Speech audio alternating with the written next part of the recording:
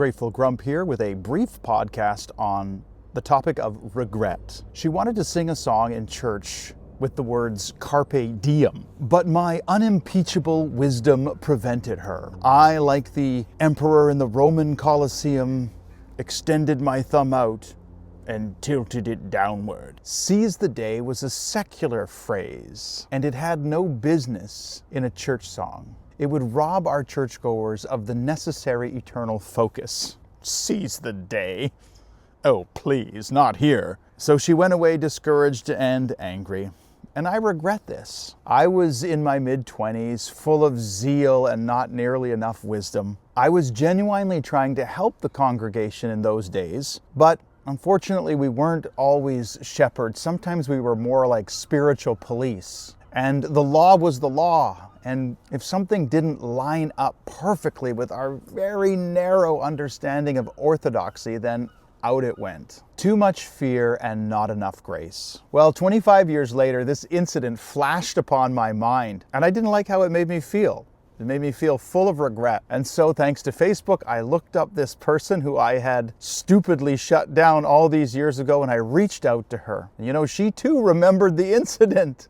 It had stuck with her as much as it had stuck with me. And so I apologized, and she forgave me. And we both felt a whole lot better. For a whole bucket full of reasons, all of us do boneheaded moves in our life, and all of us have regret. I currently work with over 100 guys whose lives are mostly filled with regret. What do you do with regret? Well, a lot of the guys in my building medicate. They use alcohol and drugs to try to numb the pain of regret. Not a winning strategy. Blame is another strategy.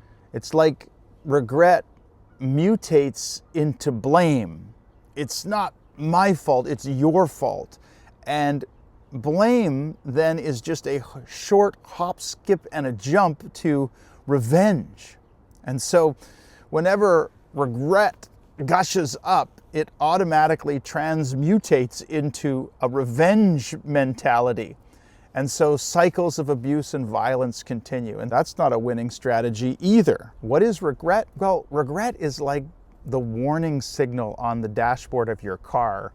Regret is like the check engine light. Now, some people ignore that light. They race along in their car and they say, it's fine, it's fine. They go up mountains, tromping on the gas pedal. And then when the engine of their life blows up, they wonder what happened. Never checked the engine light. Other people panic. They see the check engine light and they absolutely freak out. They have the junkyard on speed dial. This car is ruined because there's this light here. Car must be destroyed, all because the check engine light is on. Regret and its close cousin guilt require a couple of things from you when they light up on the dashboard of your conscience. Number one is you got to check under the hood, and number two, you got to ask someone who has more knowledge than you for some help. But what the check engine light does is it requires you to evaluate. You contemplate the guilt.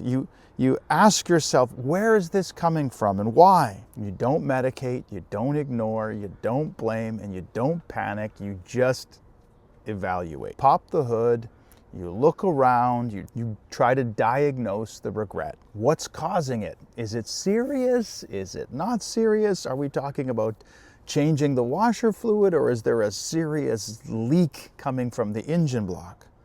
If you're not sure, you ask a trusted person. You make them your mechanic. If you determine that the regret is something simple that can be easily rectified, then you go ahead and do what you can to rectify it, to make it right. Like I did with the singer who I stupidly muzzled all those years ago. Sometimes regret is overblown too. Sometimes there's like the light might be just blinking for no good reason. We all have had that happen to us in our cars.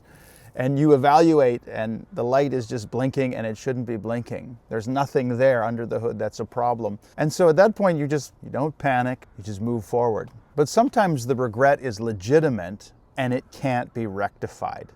Maybe what you have done is too severe, or maybe the opportunity to rectify it is gone forever. What do you do then? Well, again, you don't medicate, you don't blame, you don't ignore, and you don't panic. The first thing you have to do is you admit that you're guilty.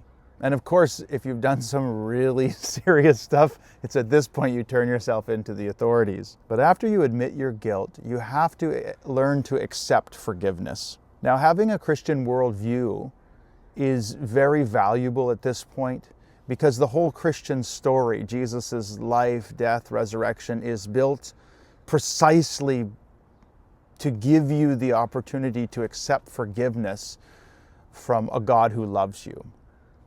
But if that's not part of your story, it becomes a little more difficult. But whatever your story, whether Christian or not, the final step of forgiving yourself is essential. And you might have to make this step official. You might have to write down your regrets or your guilt or your mistakes and burn them or bury them or throw them in the sea, and just have a ceremony even of letting it go. If you have regret, you admit your guilt, you accept forgiveness, and you let it go. Thanks for listening to The Grateful Grump. I hope this helps. I know it's helped me tremendously in my life. Take care, everybody.